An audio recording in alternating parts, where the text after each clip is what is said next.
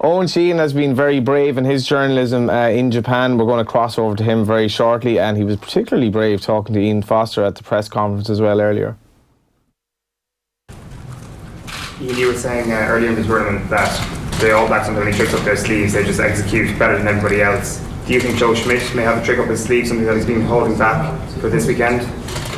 Sorry, just repeat what I said earlier, that we were better than anyone else. I'm not sure I ever said that. You said that you didn't have any tricks up your sleeve, that you just kind of lay all your cards on the table. Does Joe Schmidt have something up his sleeve, or has he already shown us all what Ireland can do? Look, I don't mean to be rude, but you're asking me to guess what another coach is thinking. So, I mean, really, you've got to ask him. We're assuming that, based on past behaviour, that they'll come out with a plan that they think's good enough to beat us. So, will that involve some special plays? Probably. Oh, and you're in Disneyland, which is a little bit apt for the response, I think, in general, and the body language to your question there. If was it even a question? What did you actually ask him there? I just said something in the previous press conference back to him. It was a fairly benign thing. He just said that the New Zealand team don't tend to have any secrets. We know how they play. Everybody knows how they play. And their aim as a rugby team is to just do this very obvious thing, but do it better than you. And I think that was a fair enough comment from him a couple of weeks ago. So I just asked him, in that context, is Joe Schmidt the opposite of that, where Ireland have been going through the motions over the last couple of weeks, doing as well as they possibly can, but using tricks that they don't necessarily want to use if they want to pull out their A game. And it's something that's been mentioned a couple of times. It's a theory that's out there, but Cian Healy kind of confirmed it this morning, saying that, yeah, we probably do have a few other trick plays up our sleeve. We're not going to tell you what they are, but we do have something. Like Joe Schmidt, it's been mentioned in every single press conference that this is the biggest week of the lives of the careers of all these rugby players for Ireland. But it's probably also the biggest week for Joe Schmidt in his career and his legacy, especially in Ireland. So he's not going into a game against the All Blacks without some tricks. Like it's not the most ridiculous notion in the world. It's not the most controversial talking point. I don't know why Foster reacted in that way. Maybe he thought that I was saying that he thought that they were better than everybody else. That's not what I was saying. He also kind of gave a similar reaction when somebody asked him, why do Andy Farrell defences have such success against the All Blacks? And he was just like, you'll have to ask him, mate. So I don't know. There's no theorising when it comes to Ian Foster. It's like you have to ask the correct question and no speculation. Yeah, I think when he said mate there, he meant it in the not particularly nice way. What did you make of it, Louise? Would you have sympathy with Foster there dealing with these questions from Irish journalists?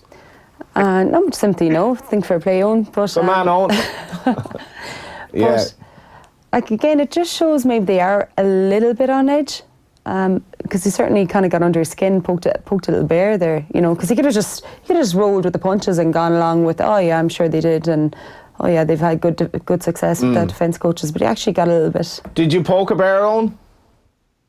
I don't know. It certainly wasn't my intention. I wanted to get in there, just get Ian Foster and get out of there straight away, because Disneyland is quite a bit away from the rest of civilization in Tokyo. So it wasn't my intention, but it seems to have happened. But I'm sure he meant nothing by it. Maybe he is on edge. Maybe they are on edge this week. Like, I mean, you could forgive somebody for being in a bad mood after a training session early in the week. I'd say early in the week, it's a lot of hard work. It's a lot of thinking about the opposition.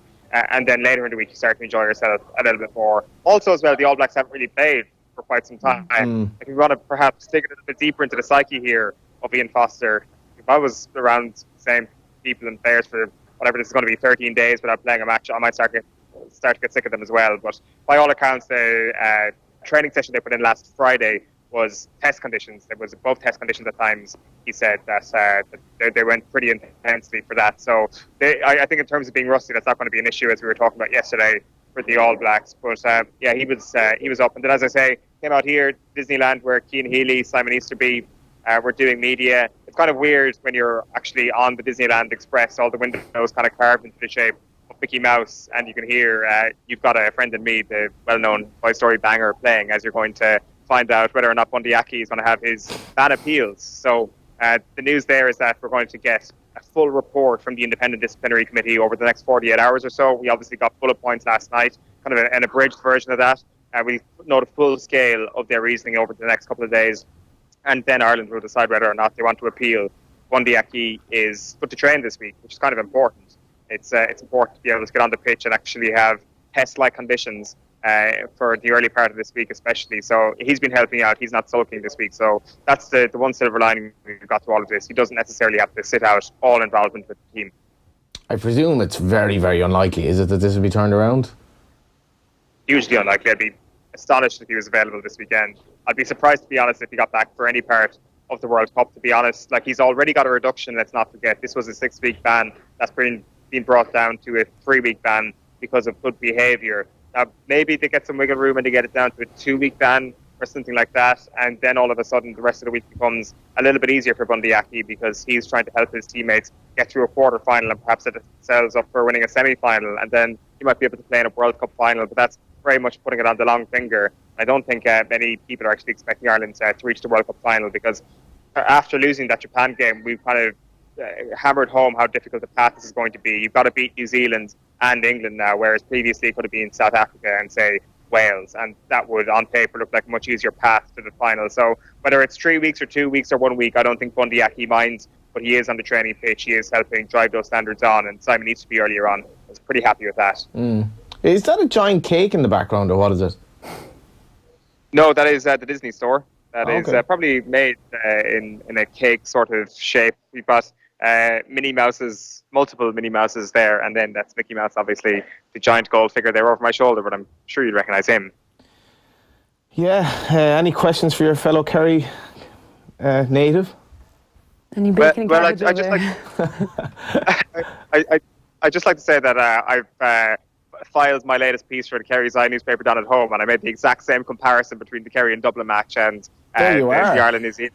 So thanks a million for that. Really appreciate that, stealing my thunder right there. But it is kind of the same thing where, like, you go in knowing that you have it in your locker to beat that team on an occasion that perhaps isn't that important. Like, you look at the National League earlier on this year, huge fanfare with that result on Trinity and Kerry's way over Dublin. That confidence is brought into an All-Ireland final. Like, I'm not exactly calling a November Test National League now. Like, there was kind of justifiable celebration last year when Ireland had achieved something on home soil against a team they'd never beaten on home soil. So I think in its own right that was a big achievement. But then if you want to use that as context for this week, in terms of actually giving them the confidence for this week, I think it is a big thing. But in terms of it actually having a material impact on how the All Blacks view Ireland, I don't think that'll do us any favours. I don't think they fear anybody, obviously. I think, in fact, actually, it's kind of woken them up a little bit. And I think the number one thing on their priority list this weekend is to send Ireland back into next week and show them exactly where the real world order lies, because this is a team that they used to be able to crush whenever they wanted. And recently, over the last couple of years, since the last World Cup, Ireland have been, if you want to use this analogy further, poking the bear a little bit over the last couple of years. So very, very interesting to see how, say, the All Blacks celebrate if they beat us on Saturday, how up for it they are on Saturday. I don't think there's any question that they will be. I don't think there's any question that they're going to come out of the blocks absolutely wanting to tear us apart. Very briefly, what will the kind of nature or sort of vibe of your Vox Pop be, do you think, after the game? Oh, God, it's if we win, it's off the charts. It's all bets off. Yeah, people might, like, I might even engage in the festivities myself if we win on Saturday. But Wow. If we lose, I'd say it'll probably be exactly the same thing, to be quite honest with you. It'll win, lose, draw. Irish people will probably be happy out. They're in Japan, Johnny. They paid a lot of money to be here. They're on holidays. They're probably down doing the touristic sites over the course of this week, and then come back up to Tokyo this weekend. So they're on holidays. They may as well have a good time. Win, lose, or draw. Of course, the Irish team. That does not go for them. Saying that Irish fans are happy to be happy after losing a game does not equate to us being a nation of losers, in my humble opinion. Well, that's debatable, but just the ticket situation as well. I mean, a lot of people trying to swap, and like, what's the best protocol there? There was a kind of a football parlance here, and that some people had bought tickets for Geneva, but we were so crap on Saturday, decided that we might as well go home. I was kind of among that group myself, where I was like, it'd be great to go to Geneva, but I don't really want to go there to see us getting beaten, and I kind of should go home. But what's the story over there with tickets? Yeah, it's a lot of people, the majority of Irish fans, I'd say, have actually bought tickets for Sunday's game, which isn't great at all. They bought tickets for Japan against South Africa because you had to buy tickets beforehand. So now you've got a bunch of Irish fans, tons of Irish fans, who now want to swap tickets. And they're looking to swap tickets with Japanese fans, who, of course, have tickets for Ireland against New Zealand on Saturday. The problem with this, though, is that it is the host nation, Johnny. A lot of the Japanese fans who would have bought tickets for the game are people who live in Tokyo anyway, will pop down to the stadium anyway. who want to go and watch the All Blacks play. So the simplification of just making a swap shop and meeting up and getting a lot of Irish fans to swap tickets for Japanese fans, I don't think the prospect of that looks too good at all. So it's not looking great from an Irish fans perspective. World Rugby have not organised a swap shop. There was some talk that perhaps it might be going ahead, but it hasn't happened. And there is one Facebook event set up that suggested there is going to be a swapping event taking place over the next couple of days. But I've gone through it, and it looks like all the people posting on it are Irish people looking for quarterfinal 2 tickets when they have quarterfinal 4 tickets. So it's a bit of a nightmare, to be honest with you. Like I've been trying to ask around a couple of the Japanese journalists and a couple of the people here that I've met over the last couple of weeks, and there seems to be a bit of head scratching going on. People don't quite know what the solution is here, but I'll ask around a bit more, Johnny. And I don't know what you really do. I think you just kind of have to perhaps go outside the ground maybe on the day or the day before the game. It would be great if there was just some sort of official channel to be able to swap tickets back.